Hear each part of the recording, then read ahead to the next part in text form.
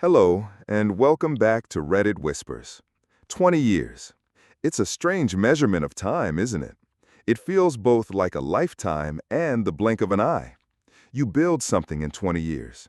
You lay a foundation, brick by brick, memory by memory, until you have a fortress, a home, a life that feels so solid, so immutable, that the thought of it crumbling is as absurd as the sky deciding to fall. Our fortress was built in a quiet suburb of Toronto, a two-story house with a maple tree in the front yard that we planted when our son Liam was born.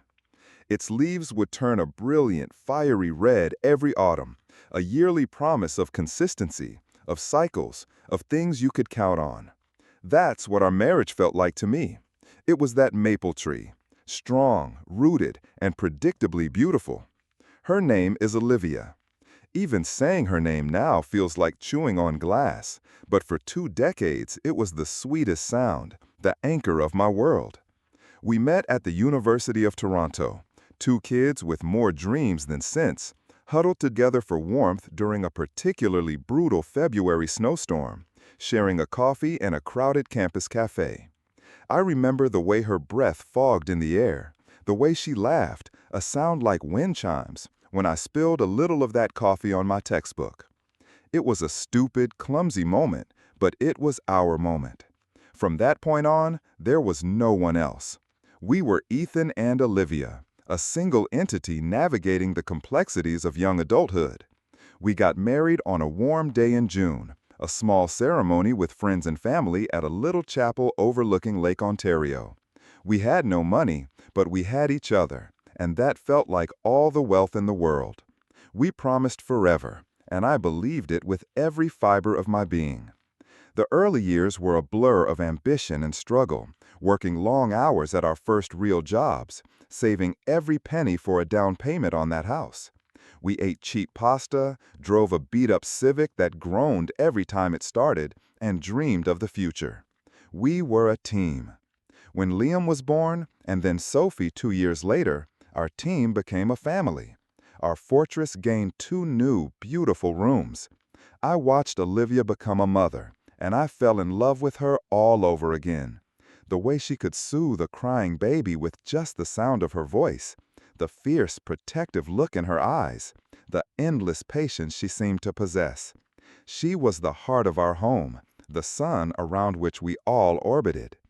The years rolled by, as they do. The kids grew up.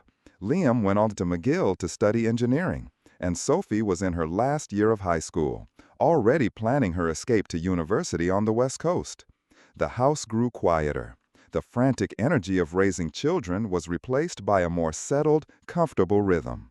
We had more time for each other, or so I thought.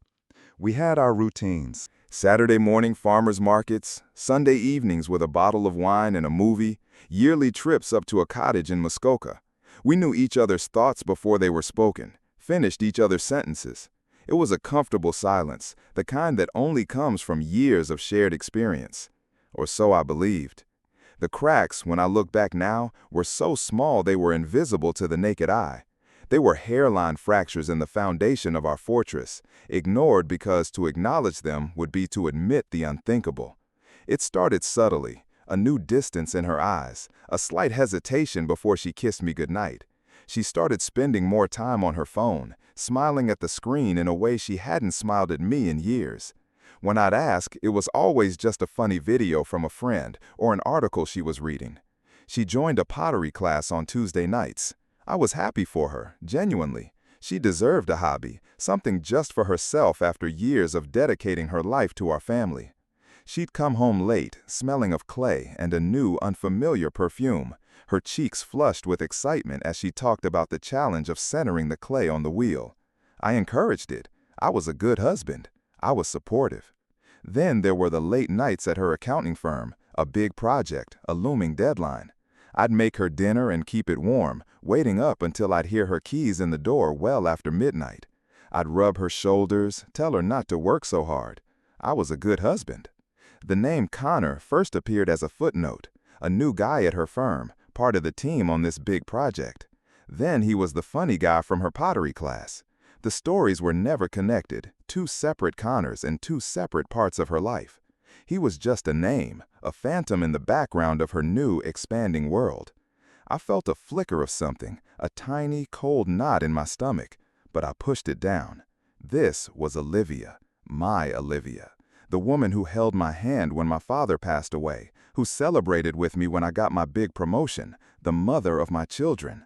20 years. You don't throw away 20 years of trust on a flicker of baseless jealousy. You trust the foundation. You believe in the fortress. The week it happened was unremarkable. It was a Tuesday in early October. The maple tree in the front yard was at its peak, a blaze of crimson against a crisp blue sky. I came home from work, made dinner, a simple roast chicken, her favorite. Sophie was out with friends. Liam was away at school. It was just the two of us. We ate in near silence, the clinking of our forks against the plates an unnervingly loud sound in the quiet house. I tried to make conversation, asking about her day, about the pottery class she had that evening. Her answers were short, clipped. She wasn't looking at me. She was staring at her plate, pushing a piece of chicken around with her fork as if it were a monumental task. After dinner, I cleaned up while she sat at the kitchen table scrolling through her phone. The silence was different now. It wasn't the comfortable silence of old. It was heavy, suffocating, filled with unspoken things. I finished the dishes, dried my hands, and sat down across from her. I reached for her hand across the polished oak of the table where we had shared thousands of meals, supervised homework, carved pumpkins, and planned our future. Her hand was cold, and she flinched, just for a second, before letting me take it. I knew then. Before a single word was spoken, I knew that something was fundamentally, irrevocably broken. I looked into her eyes, searching for the woman I had spent my life with, but all I found was a stranger looking back at me, her expression a mixture of pity and a terrifying resolve. The fortress was about to fall, and I was standing right in the middle of it, completely unarmed and unaware of where the first blow would even land. My heart started to pound a slow, heavy drumbeat against my ribs, a prelude to a war I didn't even know had been declared. She didn't start with an apology or an explanation. There was no preamble, no gentle easing into the devastation. She simply pulled her hand from mine, placed her phone face down on the table with a quiet finality, and looked at me. It was the look that shattered me before the words ever could. For 20 years, her eyes had been my home, a place of warmth and recognition. Now, they were the windows of a vacant house, shuttered and cold. The words came out, not in a rush, but one by one, each a carefully placed stone that built a wall between us right there at our kitchen table. She spoke of a feeling she hadn't felt in years, a spark, an excitement that had long since faded from our life. She described a connection that was effortless, a conversation that flowed without the weight of 2 decades of shared history, mortgages, and parental responsibilities. She talked about feeling seen, truly seen, for the first time in what felt like a lifetime. She never used the word love, not at first. She used words like alive and new and real. And then she said his name, Connor. And in that moment, the two separate Connors from her stories, the colleague and the pottery classmate, merged into a single, devastating entity, a real person.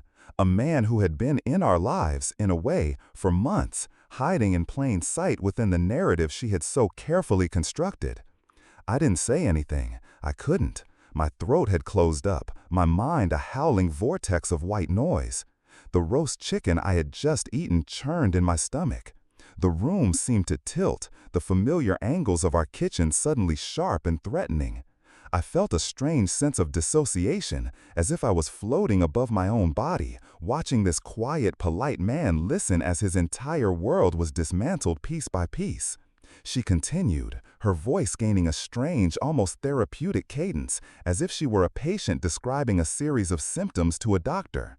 She confessed that the late nights at the office weren't always about work, that the pottery class had become an excuse, a place to meet. She laid out the timeline of their connection, a secret history that had been running parallel to our own. A coffee here, a lunch there, conversations that stretched late into the night. It was a methodical, clinical confession, devoid of the messy, tearful emotion I might have expected. It was a statement of fact. She had found someone else, and she wanted him. The shock was a physical thing. It started as a cold dread in my gut and spread through my veins, leaving me numb and shivering despite the warmth of the house. I stared at the grain of the oak table, tracing the patterns with my eyes, focusing on something solid, something real, because everything she was saying felt like a fever dream. 20 years. I kept coming back to that number. 20 years of anniversaries, of birthdays, of sick days spent in bed together. 20 years of inside jokes, of holding her when she cried over a sad movie, of building IKEA furniture together in a fit of shared frustration and laughter. Had any of it been real? Was it all a performance? The last year? The last 5 years? The whole damn thing? My mind became a frantic, desperate archive, pulling up memories and re-examining them under this new, harsh light. Every moment of recent distance, every unanswered question, every time she had seemed distracted or far away, it all clicked into place. The puzzle pieces I had refused to see now formed a picture of betrayal so vast and detailed it stole my breath. I thought about her smiling at her phone. It wasn't a cat video, it was him. I thought about the new perfume. It wasn't for me, it was for him. I thought about the flushed excitement after her pottery class. It wasn't about the clay, it was about him. Each memory was now tainted, poisoned by this new reality. The life I thought I had was a lie. I was a character in a play, and I was the only one who didn't know the script. I finally looked up from the table and met her eyes. I think I wanted to see a flicker of remorse, a hint of the pain she was causing, but I saw only a weary sort of pity. It was the look you give to something you once valued, but now have to discard. It was the look that told me she had already mourned the end of our marriage, had already processed the grief, and had come out the other side. I was just now arriving at the funeral. I stood up, my legs unsteady, and walked out of the kitchen without a word. I went into the living room, the room where we'd brought our babies home from the hospital, where we'd put up the Christmas tree every year. I saw the pictures on the mantle, our wedding day, the kids as toddlers, a family vacation to Banff. They were artifacts from a buried civilization, a life that no longer existed.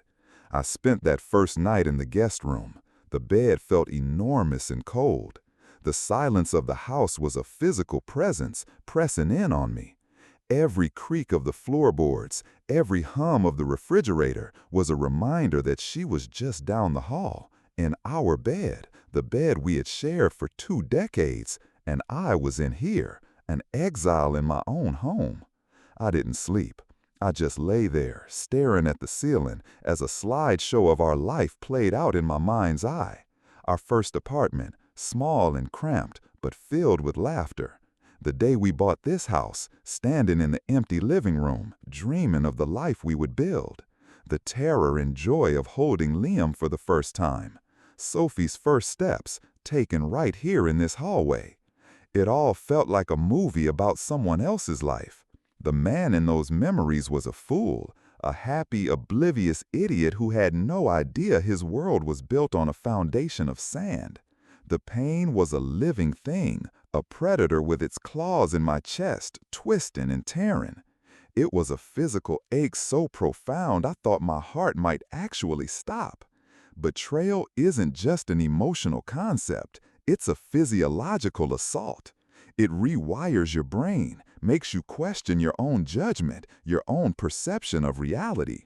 If I could be so wrong about the person I knew best in the entire world, what else was I wrong about? My entire past felt like a fiction she had allowed me to believe in. The morning came, the sun streaming through the guest room window with an insulting cheerfulness. I heard her get up, heard the shower run, the coffee maker start. The mundane sounds of our morning routine, a routine that was now a grotesque parody of itself. I didn't know how to face her. What do you say to the person who has just obliterated your past, present, and future in a single conversation? What is the protocol for sharing a pot of coffee with a stranger who wears your wife's face? I felt hollowed out, a shell of the man I had been just 12 hours earlier. The fortress had fallen, and I was left standing in the ruins, choking on the dust of 20 years of lies. The days that followed the confession were a study in surreal domesticity. We were two ghosts haunting the same house, bound by a mortgage and 20 years of shared belongings, but separated by a chasm of her betrayal. The house, once my sanctuary, became a beautifully decorated prison. Every object was a landmine of memory. The coffee mugs we'd bought on a trip to Quebec City, the worn armchair where I used to read stories to the kids, the framed photo of us on our 10th anniversary, smiling and happy in the Niagara-on-the-Lake sunshine. Each one was a testament to a life I now understood to be a fraud. I moved permanently into the guest room, creating a small, sad island for myself. The geography of our home was redrawn overnight. The master bedroom, the kitchen when she was in it, her home office, these became enemy territories. We communicated through brief, functional text messages about bills or groceries. Our spoken words reserved for stilted, excruciatingly polite exchanges when we couldn't avoid each other in the hallway. "Excuse me, did you get the mail?" The banality of it was maddening. My life had imploded, yet the world demanded that the hydro bill still be paid on time. I watched her during this time with the morbid curiosity of a scientist studying an alien specimen. She was changing, or perhaps she was simply shedding the skin of the woman I thought I knew and revealing the person she'd been all along. There was a lightness to her step, a vibrancy that I now recognized was not for me and never had been recently. She took more care with her appearance than she had in years. New clothes, a new hairstyle, the ever-present scent of that new perfume. She was blooming, but her blossoming was being watered by another man's attention, and I was the soil being discarded. The nights were the worst. I'd lie awake in the sterile silence of the guest room, listening for the sound of her car pulling into the driveway. Some nights she'd come home at a reasonable hour, but on others, the pottery nights or late work projects, the hours would stretch into the abyss. I would stare at the clock, the glowing red numbers marking the passage of time, each minute a fresh twist of the knife. 10 p.m., 11 p.m., midnight. My mind would conjure vivid, excruciating images of her with him, laughing at his jokes, touching his arm, looking at him with the eyes that I used to own. I was torturing myself, but the compulsion was impossible to resist. I became a detective in the ruins of my own life. I didn't stoop to reading her texts or emails. I felt I had some shred of dignity left, however small. But I noticed things. The way she guarded her phone like it was a state secret. The credit card statements with charges for restaurants I'd never been to, for flowers I'd never received. I started piecing together the true timeline, not the sanitized version she had given me. This wasn't a new infatuation. This had been going on for the better part of a year. A year of lies, a year of stolen moments, a year where I would kiss her goodnight, completely oblivious to the fact that she had spent her evening with him. The realization that I had been living with a stranger for so long was a profound psychological blow. It eroded my trust not just in her, but in myself. How could I have been so blind, so stupid? Had I been a bad husband? I replayed our last few years together, searching for my own culpability. Had I become complacent? Had I taken her for granted? I know I wasn't perfect. I worked long hours. Sometimes I was tired and distant. We had fallen into the comfortable, sometimes monotonous rhythm of a long-term marriage. But did that warrant this level of deception? This utter demolition of our family and our shared history? The questions circled in my mind relentlessly, a flock of vultures picking at my self-worth. My work suffered. I'd sit in meetings, staring at spreadsheets, but the numbers would blur into a meaningless soup. My colleagues would talk and I'd nod along, but their words were just distant sounds. I was trapped in my own head, replaying the confession, analyzing her every word, trying to find some logic in the emotional wreckage. I lost weight. Food tasted like cardboard. Sleep was a rare and precious commodity, and when it came, it was often filled with nightmares. I felt a constant, low-grade anxiety, a hum of dread that settled deep in my bones. The hardest part was maintaining a facade for the outside world, especially for our daughter, Sophie. She was in her final year of high school, a time that should have been filled with excitement about prom and graduation.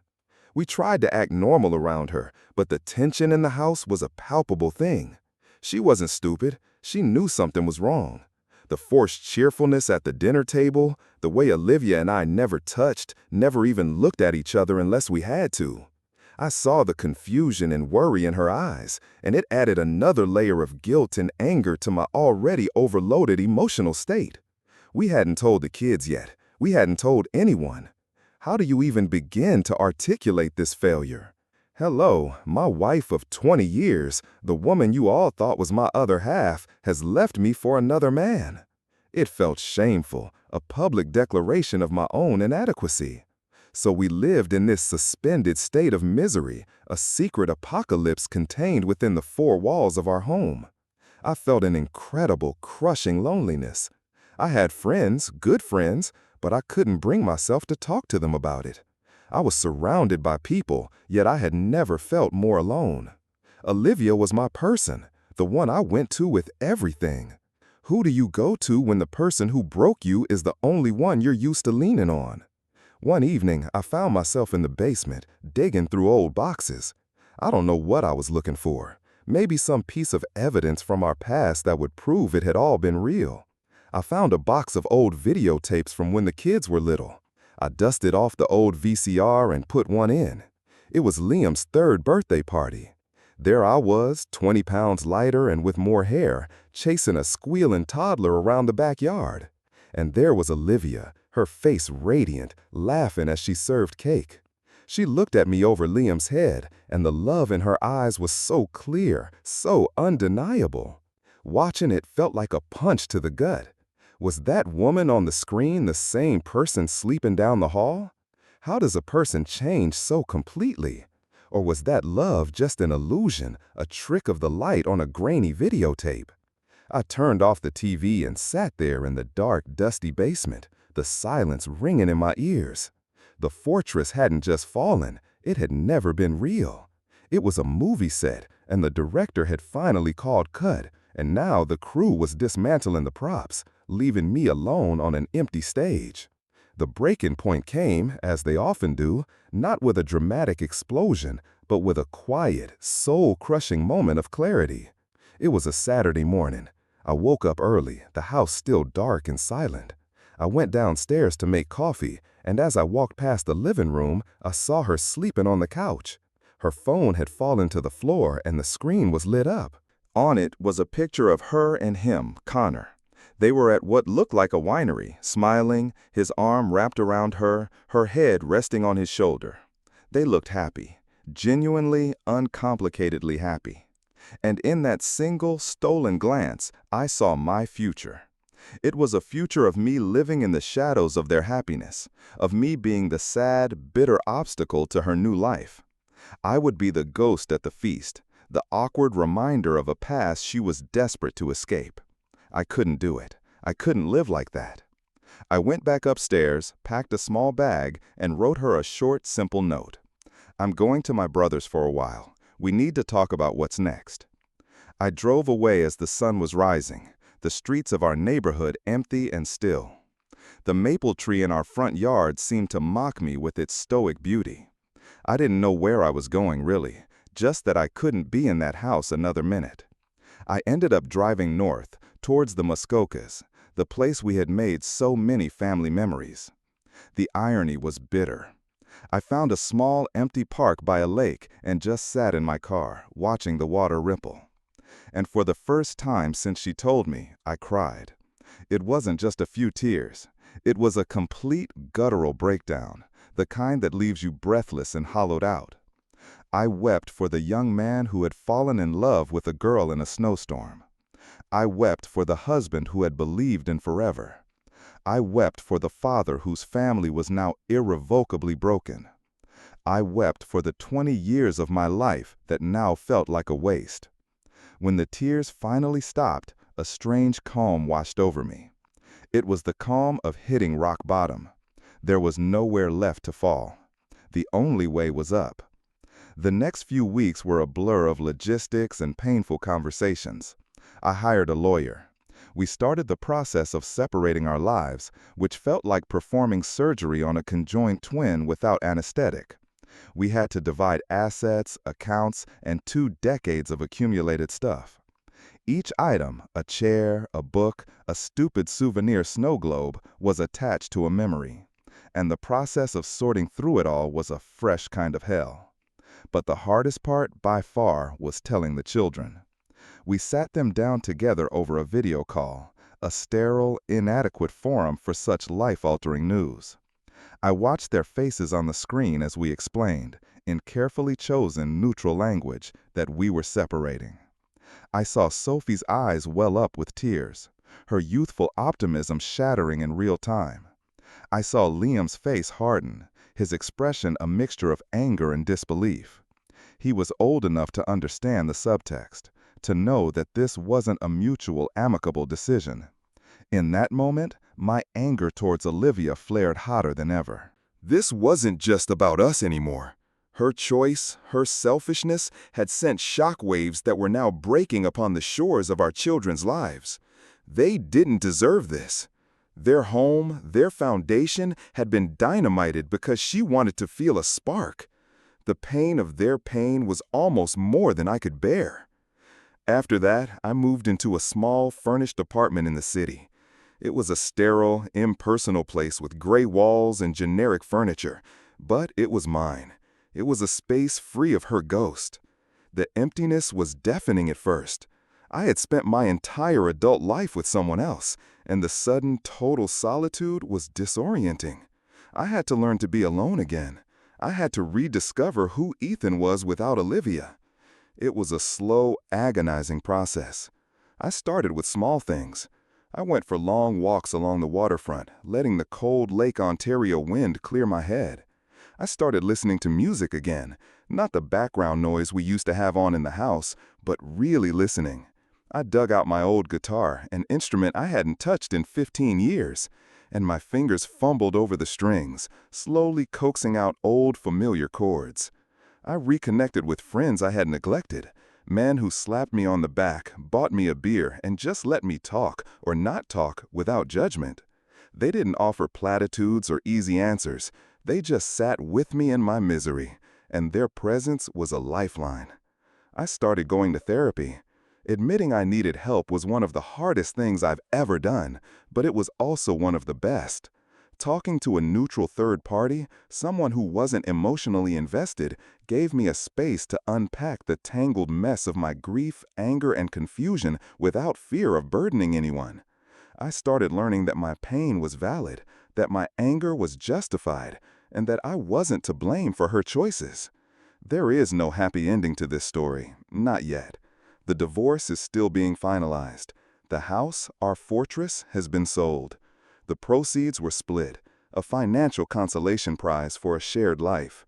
I see my kids when I can, but our relationships are strained, colored by the loyalty binds and the sadness of a broken family. I still have bad days.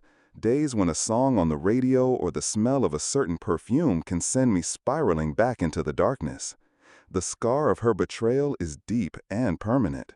I don't think I'll ever trust someone in that all-encompassing, naive way again. A part of me was destroyed that night at the kitchen table, and it can never be rebuilt. But I'm surviving. I'm learning to live with the ruins. Some days, I can even see the possibility of building something new for myself, on a different foundation, a foundation built not on blind faith, but on my own resilience. I am no longer waiting for her car in the driveway. I am no longer a detective searching for clues in a crime that's already been solved. I am just a man, alone in a quiet apartment, learning to play the guitar again, finding my own rhythm in the silence. It's not the life I planned, but it's the life I have. And for the first time in a long time, that feels like it might just be enough. If you've made it this far, I'd love to hear from you what moment in your life made you see someone for who they truly were. Drop your thoughts in the comments. And don't forget to leave a like and subscribe to Reddit Whispers, where the real stories get told.